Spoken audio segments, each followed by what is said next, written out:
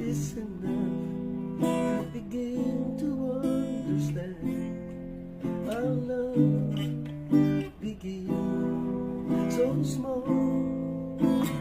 On that first day, when she wakes and your arms are all she has to hold on to.